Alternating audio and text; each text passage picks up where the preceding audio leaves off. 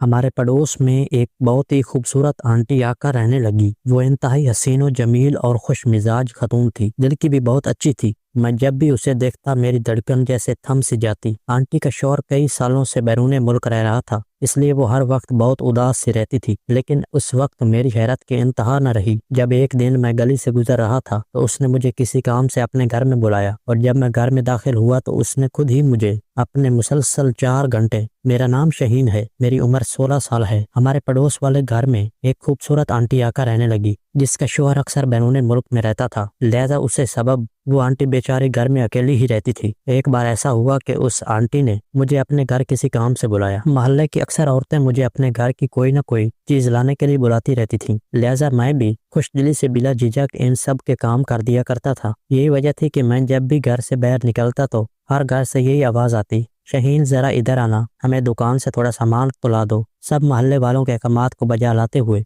अब मैं भी इसी चीज का आदी हो चुका था, इसलिए बखुशी उनके काम कर देता। यूं वो हर काम करवा के मुझे कुछ भी पैसे देते, जिससे मेरी कुछ जेब खर्च बन जाती, और यूं मुझे भी इन सब के काम करते हुए कुछ भी महसूस न होता, क्योंकि ये आंटी मेरी हमसाई थी। इस लिहाज से इनका हक तो हम पर बाकियों की निस्बत ज्यादा था, इसलिए मैं इनकी बात सुनने के लिए चला गया। वो आंटी अपने घर के दरवाजे पर खड़ी थी। उन्होंने मुझे अपने करीब आने का इशारा किया तो मैं इनके पास जाकर खड़ा हो गया। वो मुझसे कहने लगी, शहीन, क्या तुम मुझे किराए पर डीवीडी ला के दोगे? ये सुनकर मैं चौंक गया। मैं हैरानी से इनकी तरफ देखने लगा। आंटी ने मुझे बताया कि उनके किसी रिश्तेदार की शादी की मूवी आई हुई है और वो उन्हें देखना चाहती हैं, तो मैं इसलिए उन्हें कहीं से डीवीडी प्लेयर ला कर दे दूं। पहले तो मैं हिचकिचाया, क्योंकि वीडियो सेंटर वाले आजकल किराए पर कुछ भी नहीं दे रहे थे। मगर फिर मैंने सोचा कि आंटी ने पहली बार मुझे कोई काम कहा है, अगर मैंने ये काम करने से इनकार कर दिया तो कहीं आंटी को बुरा ना लग जाए। इसलिए मैंने उनसे वादा कर लिया कि मैं इनको डीवीडी प्लेयर जरूर ला कर दूंगा। उस वक्त दोपहर का टाइम था, इसलिए मैं घर चला गया। लेकिन जैसे ही शाम हुई तो मैं अपने मोहल्ले के वीडियो सेंटर पर चला गया। ये दुकान मेरे किसी दोस्त की थी, इसलिए दोस्त ने मेरी जमानत पर डीवीडी प्लेयर दिया और साथ में ये शर्त भी रखी कि वापस भी तुम ही लेकर आओगे। मैंने उसकी बात मान ली और आंटी के लिए डीवीडी प्लेयर लेकर आया। मैंने आंटी को डीवीडी प्लेयर दरवाजे पर देना चाहा तो वो कहने लगी, अंदर आकर उसे हमारी एलसीडी के साथ सेट भी कर दो। उन्हें मूवी चलाना भी नहीं आती थी। मैं इस काम में मास्टर था, इसलिए मैं इनके घर चला गया।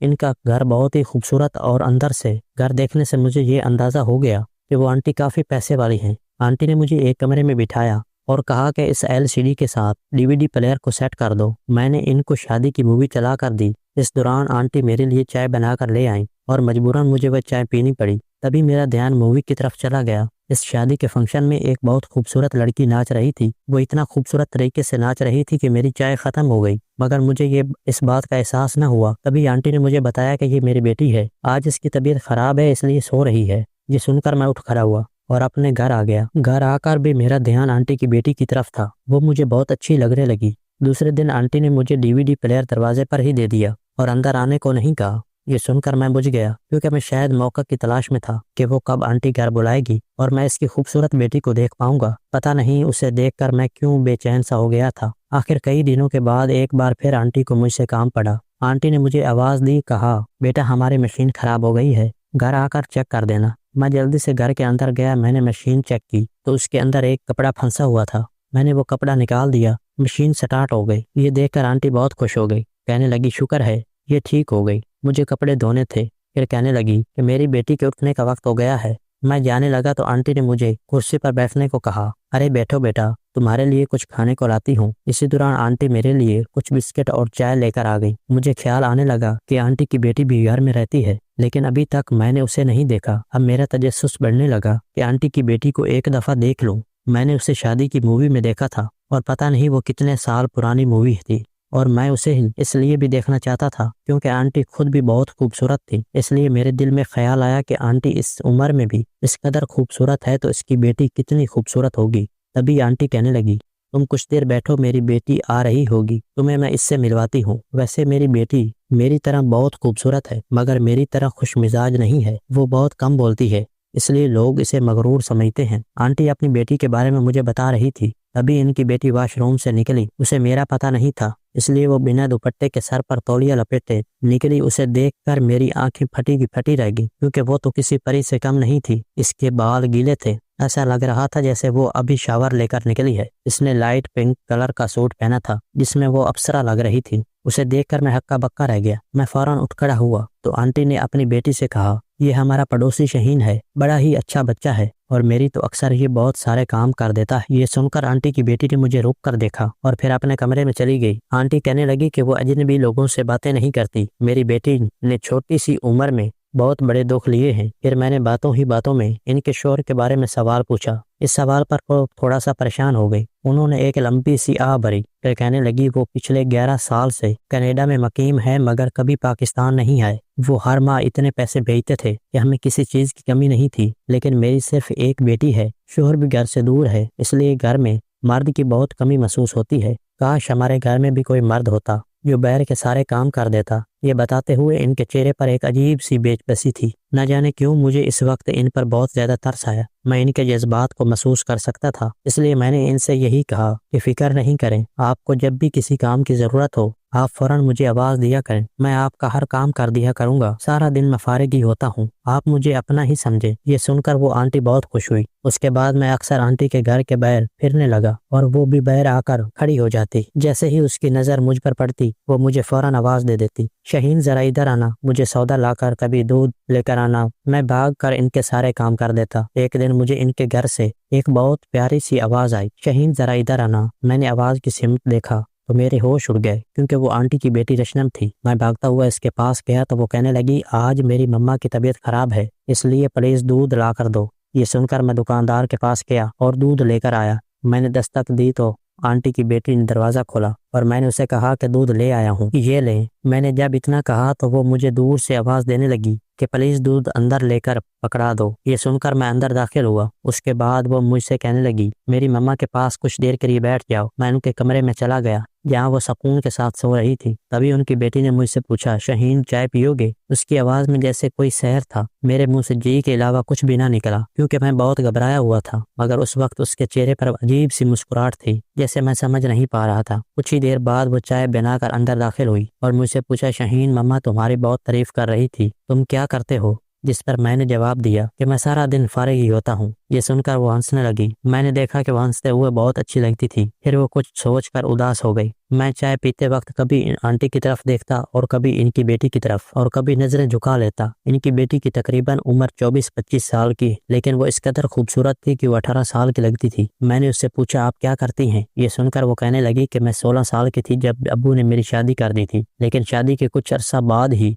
मेरा शौहर फौत हो गया तो ससुराल वालों ने यह कहकर मुझे घर से निकाल दिया कि मैं मनहूस हूँ। ये सुनकर मैं हैरान रह गया क्योंकि वो कहीं से भी शादीशुदा नहीं लग रही थी। अब मैंने उसके चेहरे की तरफ देखा कि अचानक आंटी की आवाज गूंजी, शहीन तुम्हारी शादी हो गई है? मैंने इनकार में सर हिलाया तो आंटी की बेटी ने कहा, वो क्यों? मैंने कहा कि मैं तो अभी 16 सालों का हूँ। ये सुनकर मैं कहने लगा, आजकल के लड़के तो 15 साल की उम्र में शादी कर लेते हैं। ये सुनकर मैंने कहा कि मेरा ना तो घर है और ना ही कोई काम धंधा, ऐसे में मुझसे कौन शादी करेगा? ये सुनकर आंटी की बेटी खामोश हो गई। उस दिन के बाद किसी न किसी बहाने उनके घर चला जाता था। आंटी भी मुझे अंदर आने से मना नहीं करती थी और अब इनकी बेटी भी मेरे साथ बिला झिझक बात करती थी। एक दिन वो मुझसे कहने लगी, शहीन तुम कब तक मोहल्ले वालों के काम किया करोगे? तुम कोई काम धंधा क्यों नहीं करते ताकि तुम्हारी शादी हो? ये सुनकर मैंने उसे कहा कि काम धंधे के लिए बहुत सारे पैसे चाहिए जो कि मेरे पास नहीं है। जिस पर वो कहने लगी, तुम कौन सा काम करना चाहते हो? मैंने कहा कि मैं दुबई जाना चाहता हूँ मगर मेरे पास टिकट और वीजे के लिए पैसे नहीं है। ये सुनकर उसने मेरा हाथ पकड़ा और अपने कमरे में ले गई। उसने अपना कुछ पुराना जेवर कमरे से निकाला और मेरे हाथ पर रख दिया और कहने लगी, ये मेरी शादी का जेवर है जो मेरी मम्मा ने मुझे दिया था। ये अब मेरे किसी काम का नहीं है, शायद ये मेरी किस्मत में नहीं था। तुम ये बेचकर पैसे ले लो, शायद इससे तुम्हारा काम चल जाए। ये सुनकर मैं डर गया और उससे कहा, नहीं मैं नहीं ले सकता। फौरन अपने घर आ गया और बिस्तर पर लेट गया। मैं मोहल्ले का गरीब तरीन लड़का था जबकि वो एक अमीर लड़की थी। इसकी उम्र शायद 25 साल थी जबकि मेरी उम्र सिर्फ 16-17 साल थी। मेरे माँ बाप फौत हो चुके थे इसलिए मैं मोहल्ले वालों के काम करता था। इस वजह से कोई और काम नहीं कर सकता था। लोग भी मुझे काम के बदले कुछ पैसे देते थे जिससे मेरा गुजारा हो जाता था। मैंने अभी तक शादी नहीं की थी। सारा दिन मोहल्ले में आवारा फिरता और आंटी के घर भी अक्सर चला जाया करता था। मैं आईडी कार्ड पर अपनी उम्र 2 साल ज्यादा करके दुबई जाना चाहता था मगर मेरे पास पैसे नहीं थे। आज ना जाने क्यों आंटी की बेटी ने मुझसे ऐसी बात कह दी थी। हमें तो मिले हुए इतना अरसा भी नहीं हुआ था, वो मुझ पर एतबार कर सके। मैं बिस्तर पर लेटा यही सोच रहा था, न जाने उससे मुझ पर एतबार कैसे आ गया। अगले 2 दिन तक मैं उनके घर के पास नहीं गुजरा, न जाने ये डर था या शर्मिंदगी। लेकिन तीसरे दिन आंटी मेरे घर आ गई। शायद वो अपने घर में बैठे बैठे बोर हो रही थी, तो इसलिए मेरे घर चली आई। मैं भागकर किचन में गया और आंटी के लिए चाय बनाने लगा, जिस पर आंटी मुझसे कहने लगी, 2 दिन हो गए तुम हमारे घर क्यों नहीं आए। मैं भी शायद उसी इंतजार में था कि वो मुझसे ये सवाल करे। मैंने फौरन गिला कर दिया कि आपने कौन सा मुझे याद किया था। ये सुनकर आंटी मुझे कहने लगी, मैं और रशनम तुम्हें बहुत याद करते हैं। ये सुनकर मैं चौंक गया और उनसे पूछने लगा, आपकी बेटी भी मुझे याद करती है। ये सुनकर वो कहने लगी, हाँ, उस बेचारी को मेरे और तुम्हारे सिवा कौन है इस दुनिया में जिसके साथ वो हंसने लगे। तुम दिल के बहुत अच्छे हो, इसलिए हम तुम्हारे साथ अपने दिल की बात कर लेते हैं, वरना वो तो अंदर से बुरी तरह टूट चुकी है। मैंने उसके बाप से बहुत बार कहा है कि उसके लिए कोई अच्छा सा रिश्ता तलाश करें। वो कब तक घर में ऐसे पड़ी रहेगी। आंटी के मुंह से इनकी बेटी की दूसरी शादी का सुनकर मैं चौंक गया, क्योंकि आप अपनी बेटी की दूसरी शादी करना चाहती थी। ये सुनकर आंटी कहने लगी, हाँ बिल्कुल, वो जवान है, खूबसूरत है, उसके अलावा इसमें क्या कमी है। बस किस्मत ने इस बेचारी को ससुराल से यूं निकाल दिया, और तो कोई ऐब नहीं है इसमें। कोई अच्छा लड़का मेरी बेटी का हाथ मांगेगा तो मैं फौरन हाँ कर दूंगी। ये सुनकर मैं आंटी के करीब जाकर बैठा और इनसे पूछा, आपको अपनी बेटी के लिए कैसा लड़का पसंद है। आंटी मेरे सवाल पर कहने लगी, बस शरीफ और अच्छा कमाता हो, क्योंकि हमारी बेटी हमारे घर में भी ऐश करती है, इसलिए मैं चाहती हूँ कि वो अपने शोहर के घर में भी ऐश करे, उसे कोई तकलीफ न हो। ये सुनकर मैं चुप हो गया। सारी रात यही सोचता रहा कि मैं शरीफ तो बहुत हूँ, मगर मैं इतने सारे पैसे कहाँ से लाऊं। आंटी अपनी बेटी का हाथ मेरे हाथ में रख दे। यही सोचते सोचते 2 दिन गुजर गए और मेरी मायूसी में इजाफा होने लगा। मैंने सोचा कि मुझे अपनी आंटी की बेटी की ऑफर कबूल कर लेनी चाहिए। अगर मैं उससे जेवर लेकर दुबई चला जाता हूँ और वहाँ दिन रात मेहनत करने के बाद अपना घर बना लेता हूँ, तो आंटी यकीनन मुझे अपनी बेटी का रिश्ता जरूर दे देगी। इस ख्याल ने मुझे बहुत हिम्मत दी और मैं अगले दिन उनके घर चला गया। आंटी को सलाम करने के बाद मैं सीधा इनकी बेटी के कमरे में चला गया। वो अभी बिस्तर पर लेटी हुई थी। उसे इस हुलिये में देखकर मैंने नजरें चुरा ली, लेकिन अब मैं वहाँ से नहीं जा सकता था, क्योंकि मुझे उससे जरूरी बात करनी थी। इसलिए मैं सोफे पर बैठ गया। वो मेरी तरफ देखकर कहने लगी, मैं तुमसे बहुत नाराज हूँ, तुम इतने दिन हमारे घर क्यों नहीं आए। ये सुनकर मैंने कहा कि मैं डर गया था, जिस पर वो हंसने लगी। क्यों, क्या हुआ, तुम मुझसे डर क्यों गए थे। ये सुनकर मैं खामोश हो गया। वो अपने बिस्तर से उठी और सोफे पर आकर मेरे पास बैठ गई। मैं उसे अपने इतने करीब देखकर घबरा गया। मेरे माथे पर पसीने छूटने लगा। मैंने कभी ख्वाब में भी नहीं सोचा था कि वो मेरे इतने करीब आकर बैठ जाएगी। उसने मेरा हाथ पकड़ रखा था। शहीन, तुम कोई काम क्यों नहीं करते। न जाने क्यों इसकी बात से मेरी आंखें भीग गईं। मैंने उसे कहा, मेरे माँ बाप मर गए, मुझे बस 2 वक्त की रोटी मिल जाती है, इसलिए मैं कमा कर क्या करूँगा। ये सुनकर वो नाराज होकर सोफे से उठने लगी। यही वो मौका था। मैंने उसका हाथ पकड़कर उसे दूर जाने से रोका। वो कहने लगी, शहीन, तुम दुबई चले जाओ, वहाँ जाकर बहुत सारा पैसा कमाओ, फिर अपना घर लो और शादी कर लो। मोहल्ले वाले कब तक तुम्हें पैसे देंगे। ये कहकर उसने मेरा हाथ पकड़ा और अलमारी से जेवर निकालकर मेरे हाथ पर रख दिया और कहने लगी, ये मेरी शादी का जेवर है, ये मेरे किसी काम का नहीं है, उधार समझकर ले जाओ, दुबई जाकर वापस कर देना। ये कहकर उसने अपनी आंखें बंद कर ली। इसके चेहरे पर अजीब सी चमक थी। मैं फैसला कर चुका था कि मैं इस बार इनकार नहीं करूंगा, इसलिए मैंने उसे जेवर लिया और उसे कहा कि तुम्हारा ये एहसान मैं कभी नहीं भूलूंगा। ये सुनकर वो कहने लगी, ये एहसान नहीं, प्यार है, प्यार का बदला कोई नहीं चुका सकता। तुम मेरी मम्मा के काम दिल से करते हो, तुम्हारी वजह से मम्मा को थोड़ा सुकून होता है, इसलिए मैं तुम्हारी कदर करती हूँ, वरना मैं कभी भी अपना जेवर उठाकर ऐसे किसी अनजान को न देती। इस दिन मैं आंटी के घर से निकला तो सीधा अपने दोस्त के पास गया, जिसका भाई दुबई में काम करता था। मैंने उसके हाथ पर पैसे रखे और कहा कि मेरा दुबई जाने का इंतजाम करो। ये सुनकर उसने अपने भाई से बात की और यूं 1 महीने के अंदर मेरे दुबई जाने के तमाम मुकम्मल इंतजामात हो गए। मैंने आंटी के घर आकर उन्हें ये बात बताई तो वो उदास हो गई और कहने लगी, तुम दुबई जा रहे हो, अब हमारे घर के काम कौन करेगा। ये सुनकर मैं हंस पड़ा। रशनम के कमरे में आया और उससे खुशखबरी सुनाई तो वो बहुत खुश हो गई और कहने लगी, शहीन, दिल लगाकर काम करना। ये सुनकर मैंने चुपके से कहा, दिल लगाकर काम नहीं करूंगा, क्योंकि मैं अपना दिल तो यहाँ छोड़कर जा रहा हूँ। ये कहकर मैं वहाँ से चला गया, सामान पैक किया और एयरपोर्ट पहुँच गया। पहला महीना मेरे लिए बहुत मुश्किल था, क्योंकि मैं उसी दोस्त के भाई के पास काम करता था। जिसने मुझे दुबई बुलाया था, जहाँ का काम बहुत मुश्किल था और समझ में नहीं आता था, इसलिए मुझे 1 महीना लग गया। मगर जैसे ही मुझे काम समझ आया, मैंने सबसे पहले आंटी के घर कॉल की और उन्हें अपनी खैरियत बताई। आंटी मेरे बारे में सुनकर बहुत खुश हुई और मुझे बहुत सारी दुआएं दी और फिर फोन रशनम को दे दिया। मेरा दिल धड़कने लगा था, मुझे समझ नहीं आ रहा था कि मैं उससे क्या बात करूं। वो खुद मुझसे बातें करने लगी और कहने लगी कि पैसे जमा करते रहना, फजूल खर्ची मत करना ताकि तुम जल्दी शादी कर सको। ये सुनकर मैं हंस पड़ा, शायद वो भी मुझसे प्यार करने लगी थी। यूं हर वक्त मैं आंटी के घर फोन करता। दुबई आकर मुझे अपने वतन की याद सताने लगी थी। मैं जब भी आंटी के घर फोन करता तो आंटी थोड़ी देर बाद बात करती और फिर अपनी बेटी को फोन पकड़ा देती और फिर हम काफी देर तक बातें करते रहते थे। इससे मेरे दिल को तसल्ली हो जाती और मैं एक बार फिर से जी जान लगाकर अपने काम में लग जाता। मुझे तनख्वाह मिली तो मैंने रशनम से पूछा कि मैं दुबई से तुम्हारे लिए क्या गिफ्ट भेजूं। ये सुनकर वो शर्माने लगी और कहा मुझे कुछ नहीं चाहिए। मैं उसे बहुत कहता रहा मगर वो मेरी बात टाल देती।